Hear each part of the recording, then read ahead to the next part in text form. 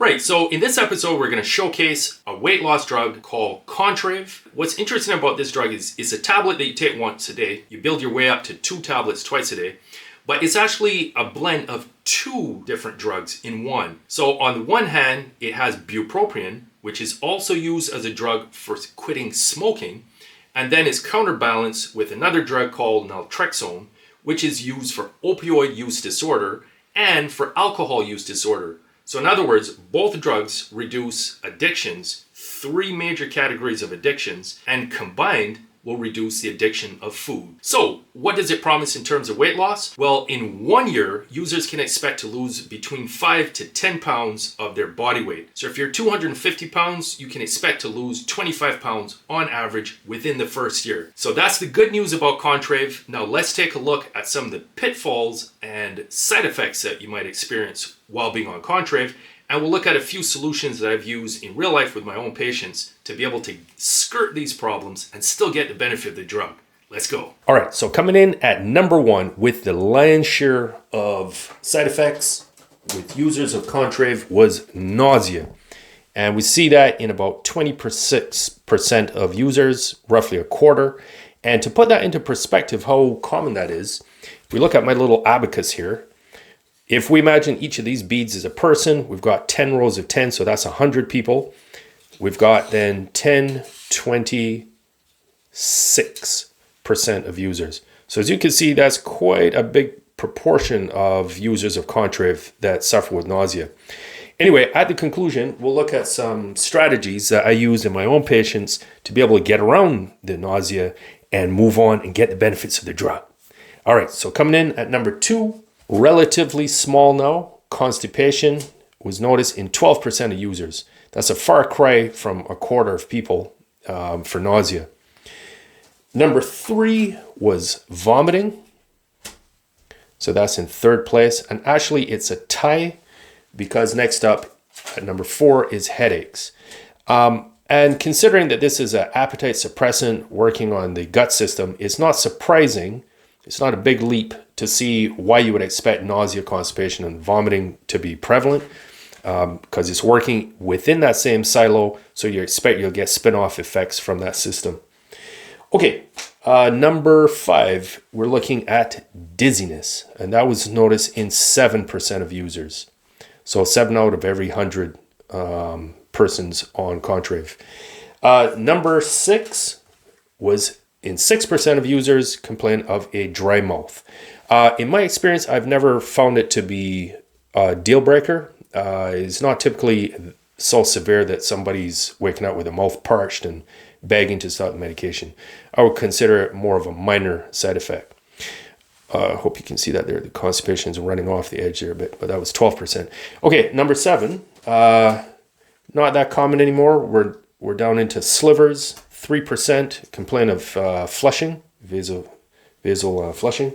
Another 3%, another tie at number 8, complain of insomnia. And part of the reason for that is because the bupropion in Contrave has a slight stimulatory effect.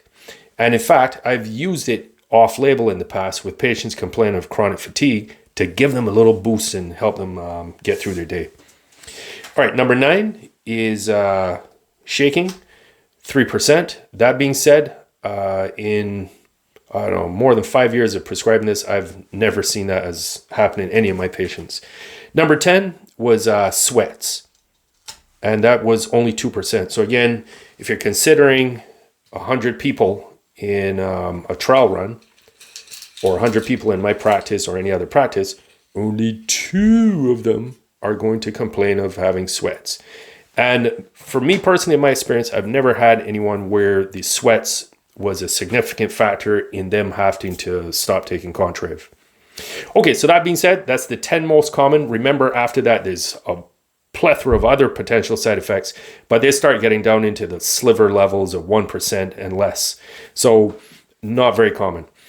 So now let's look at some solutions around getting around the nausea, constipation, etc. So number 1, when you start Contrave, you start on 1 tablet per day in the morning and you increase it weekly until you get up to 2 tablets in the morning and 2 in the evening. You may simply try to slow the progression by just taking 1 tablet once a day for 1 month, or until you could tolerate it. So for example, if you were nauseous all the time from it, if you notice a couple of weeks into it, or 4 weeks into it, or 6 weeks into it that you can tolerate it, then you could try the next level up and try 1 twice a day, and then 2 in the morning, 1 at night, then 2 and 2. So that's one strategy. The other thing is some people reach a threshold and they just can't get beyond that. So they might find that they can only handle 1 twice a day, and beyond that, it makes them feel too ill. So in a case like that, you would just stop at the last tolerated dose that you could handle, and just accept that your results aren't going to be as spectacular as if you got to the 2 tablets twice a day, but it's still going to be better than nothing. All right, next up is you can also pinpoint the specific side effect that's bothering you and just zero in on that and solve that problem. So for example, if you're nauseous all the time, you might want to take an over-the-counter thing like Gravol with your medication each day. Constipation, you might want to take some kind of a cathartic or Pegalax or something like that. Vomiting, again, you could use something like Gravol. Headaches, you might add some Tylenol. Again, it would depend on the severity and frequency. Another thing you have to remember is the power of patience. In some cases, if you just persist with the drug for several weeks, the nuisance symptoms that you're initially getting simply vanish as your body adapts to the drug. And finally, if the side effects are particularly egregious, you just can't stand it, you can stop it. There's no other options on the market for weight loss. So you've got your Ozempic, the Rybelsus, Mounjaro, Orlistat. So you got lots of other options. So there's no reason to feel committed to this one particular drug. But in general, I've found it particularly useful in a subset of my patient population. So I have no hesitation recommending you at least to try it. Good luck, and you're welcome.